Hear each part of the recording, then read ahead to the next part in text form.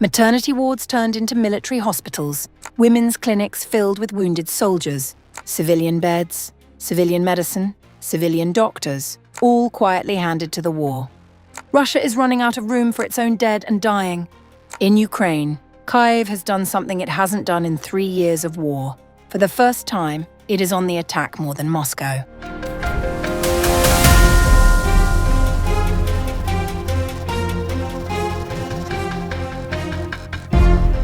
Russia's military hospitals have run out of beds, and the wounded are now filling civilian wards across the country.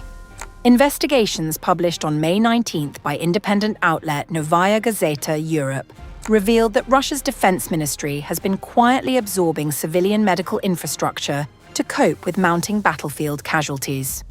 Women's clinics, maternity hospitals, and specialist treatment centers in Omsk, Moscow, and Rostov-on-Don have been converted into military facilities.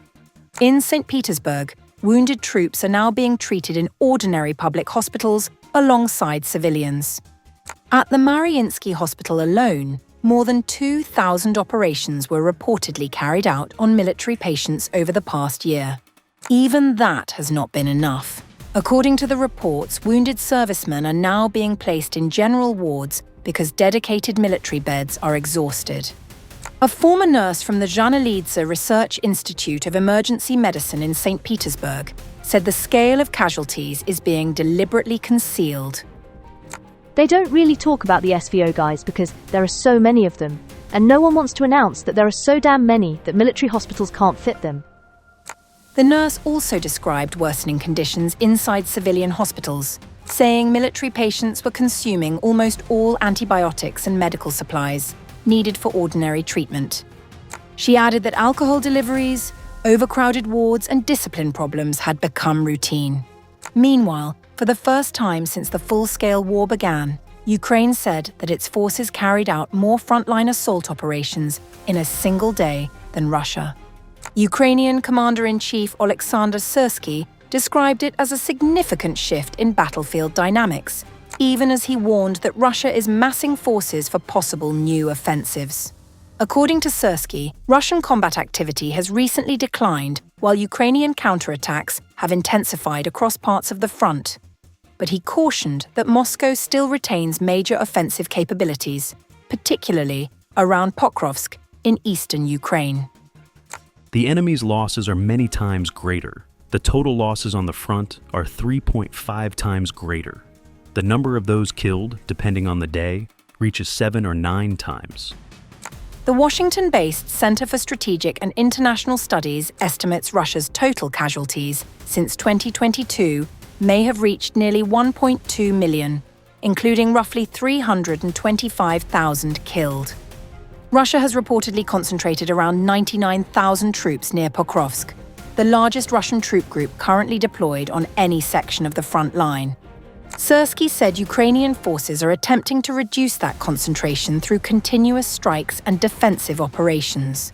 Kyiv is also warning of a potential northern threat involving Belarus.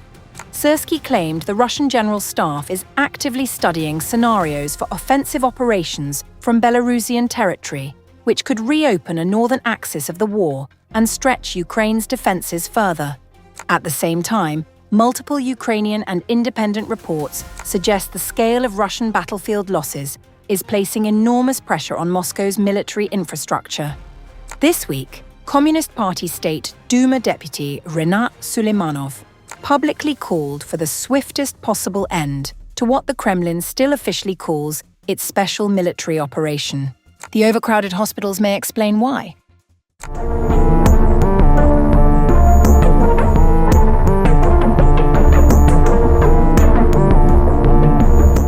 Disturbing allegations are emerging from the Eastern Front in Ukraine, where Russian soldiers have been accused of cannibalism after severe supply failures during the winter campaign.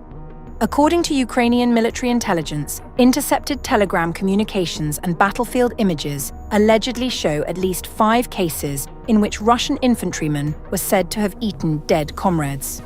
The claims could not be independently verified, and Russia has dismissed them as propaganda. One alleged incident involved a Russian soldier with the call sign Kromoy, who was reportedly found near Mirnorad in Donetsk after killing 2 soldiers and attempting to eat part of one victim. A conflict surgeon who reviewed an image provided to the Sunday Times said, "The injuries in the photograph were unlikely to have been caused by conflict wounds, such as from an explosion. It doesn't look like a blast or fragment injury. It looks like it has been cut with a sharp knife." In a telegram exchange, an unnamed officer reported the case to Lieutenant Razikov Vladislav Abdulkalikovich, deputy commander of the 5th Brigade's Reconnaissance Battalion. The officer shared several images, including a graphic photo of a severed leg and pictures of a malnourished soldier. The Sunday Times wrote that it analysed the images using specialised AI detection software, which found they were not artificially generated or altered. According to the conversation on the Telegram exchange, the Russian officer said, "There has been an incident in the brigade. In short, one ally killed 2 others, and he cut off a leg and was already trying to eat one of them. In the end, today they went and found the place where he had taken them to the basement, cut off a leg and was already through a meat grinder or something, sitting there, turning it, trying to eat. He opened fire on them when they came to check on him. They killed him." The officer later added, "I have no idea where he got that meat grinder. That's the most interesting part."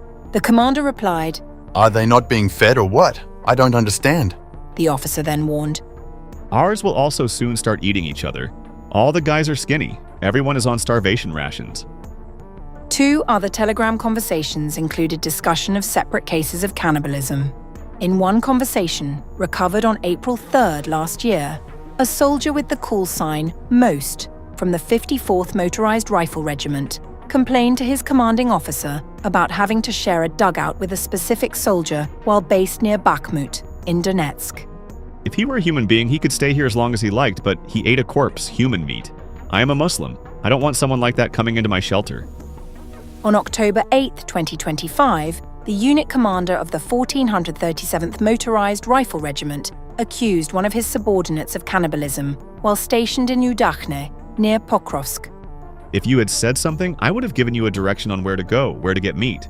Why the f*** are you eating coals? Stop f***ing eating people. In a separate message that Ukrainian hackers found on Telegram, the Chief of Staff of the 55th Motorized Rifle Brigade wrote to a subordinate in December last year, ordering troops. No alcohol, no drugs, no moving around without identity documents, no cannibalism.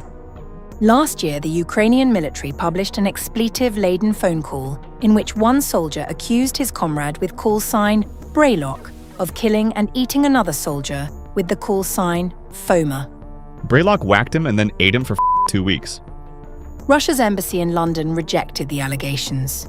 In a conversation with the press, a spokesman said, "What you have described are fabrications supplied by Ukrainian military intelligence, an outfit whose function is the production of propaganda, not the gathering of facts." Meanwhile, military analysts say poor logistics remain a credible problem for Russian troops, even if the cannibalism claims require caution. Many of the reports come from Ukraine reports of communications interceptions, so we do have to apply some possibility of selective reporting. But the concept that logistics support for the Russian army is poor is wholly credible. Troop support is not a major priority of the Russian army. Vikram Mittal, a US military analyst, said in a conversation with the Sunday Times, The large rise in infantry numbers requires an equally large increase in supplies, which proved challenging during the particularly harsh winter. Sustained offensive operations like the Russian invasion of Ukraine require a constant flow of supplies to the front line. The extreme weather we saw over the past winter will have placed strain on transportation networks and troop sustainment. But Ukraine is also facing its own frontline supply scandal. Images of severely emaciated Ukrainian soldiers near Kupiansk prompted Kyiv to remove 2 commanders. When the lads arrived at the front lines, they weighed over 80 to 90 kilograms. But now they weigh around 50 kilograms. The longest they went without food was 17 days. They weren't listened to on the radio, or perhaps no one wanted to listen to them. My husband shouted and begged, saying there was no food or water. The reports from both sides point to a brutal reality of the Ukraine war. Drones, artillery, and manpower dominate the headlines, but logistics may decide survival. On a frozen front line where food, water, and evacuation routes collapse, soldiers are not only fighting the enemy, they are fighting exhaustion, hunger, and the breakdown of command itself.